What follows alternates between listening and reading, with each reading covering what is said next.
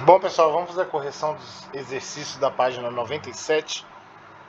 Questão 1, ele colocou um quadro, pediu para você copiar o quadro e completar. Tem a coluna da linguagem usual e tem a coluna da linguagem matemática.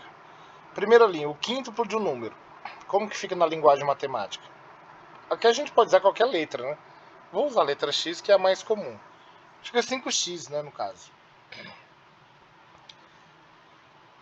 O quadrado de um número. O quadrado de um número é esse número com expoente 2, uma potência, né?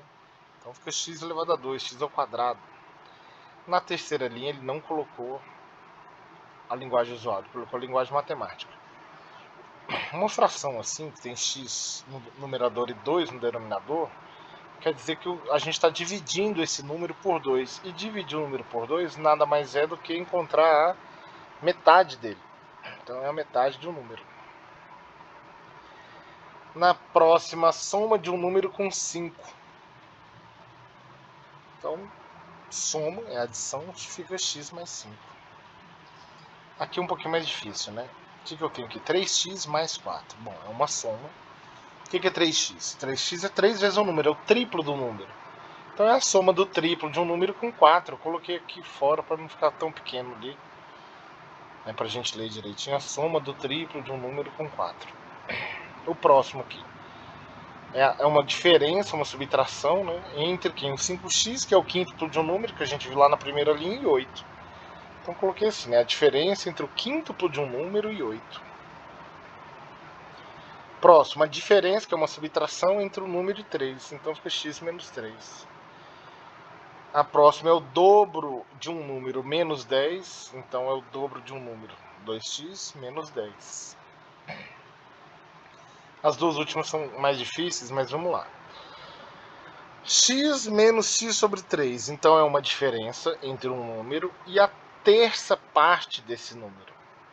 Terça parte é o número dividido por 3. Usando o mesmo raciocínio, a próxima é a soma de um número com a sétima parte dele, né, desse número. Porque a sétima parte é ele dividido por 7. Então ficou assim o quadro completo, preenchido. Tranquilo? Questão 2, muito fácil. Quais são as variáveis em cada expressão algébrica? As variáveis são as letras, né? Então na letra A é y, na letra B é o x, na letra C temos duas variáveis, o x e o y, que estão juntos aqui. Na letra D tem duas também, elas são separadas, né? O x e o z. A terceira questão é parecida com a primeira, só que ele coloca tudo em linguagem usual, como ele diz, né?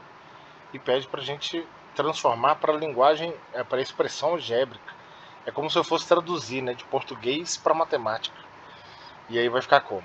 Letra A, o triplo de um número. Triplo é 3 vezes, então fica 3x. Estou usando a letra x ainda para representar os números, que eu não conheço, né? Esse um número. Metade de um número mais 3. Bom, metade é um número dividido por 2. E aí eu somei mais 3.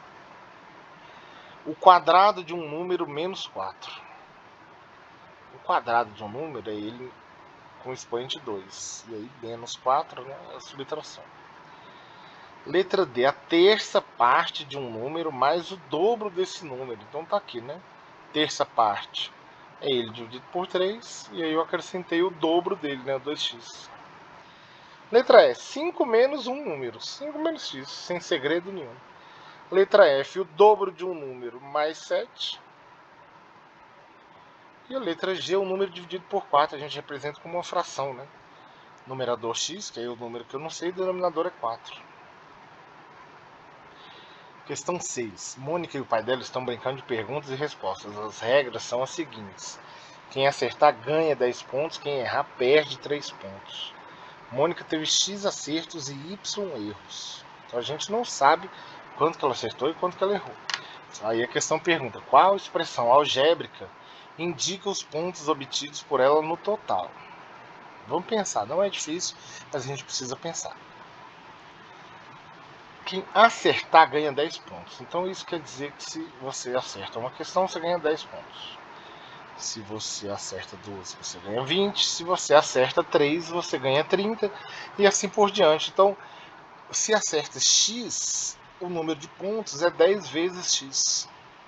Então vamos guardar essa informação, né? Na parte dos acertos, na expressão algébrica, fica 10x. Vamos para os erros, né? Quem errar perde 3 pontos. Então um erro é 3 pontos. Saiu errado ali, saiu ponto, né? Mas é 3 pontos. 2 erros, 6 pontos. 3 erros, 9 pontos. E assim por diante. Então, como a quantidade de erros é y, então a quantidade de pontos perdidos é 3 vezes o y. Né? Então vamos guardar essa informação que a pontuação da P perdida nos erros é 3y. Então, para o total de acertos fica 10x, para o total de erros fica 3y, então a expressão vai ficar assim. Por que o 10x é positivo? Porque o 10x é referente à pontuação que ela está ganhando. E por que o 3y é negativo? Porque o 3y é referente à pontuação que ela está perdendo. Tranquilo? A próxima é a 8. E aí na 8 ele pede para a gente representar, né, considere que n representa um número natural. Então não é para usar a letra x, é para usar a letra n. Né? Mas é a mesma coisa que a gente fez na questão 1, na questão 3, né? Pegar uma frase aí e transformar numa expressão algébrica. Então letra A, soma do triplo desse número com 7. Então o triplo desse número fica 3n, somado com 7, mais 7. Letra B, 40% desse número, ou seja, 40% de n. Aqui a gente pode colocar 40% vezes n, 40% eu posso escrever na forma decimal. Então vamos, na forma definitiva, vamos deixar assim, 0,4n. Eu poderia colocar na forma de fração também, né? Eu não coloquei não, fica o exercício aí para você, né?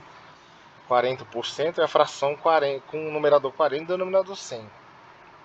Que vai dar na mesma, se eu transformar para decimal, logicamente. Letra C, o sucessor desse número. O sucessor é um número que vem logo depois. O número que vem logo depois de um número natural é ele mais 1. Né? Pensa assim, o sucessor do 2 é 3. O sucessor do 8 é 9. O sucessor do 14 é 15. Então o sucessor do n é n mais 1. Né? É o que vem logo depois dele. Letra D, ele quer saber o dobro da diferença desse número entre esse número e 9. Então aqui cuidado, porque não é o dobro da diferença. Então a diferença fica n menos 9. Mas ele quer o dobro da diferença, então é 2 vezes essa diferença. Por que eu coloquei entre parênteses? Porque ele falou que é o dobro da diferença, não é o dobro do número menos 9, é o dobro da diferença do número e o 9. Letra E, metade desse número diminuído de 11. Metade do número, ele dividido por 2, diminuído de 11 é menos 11. Né? E a última, a soma de 8 com 2 terços desse número. A soma, 8, mais 2 terços.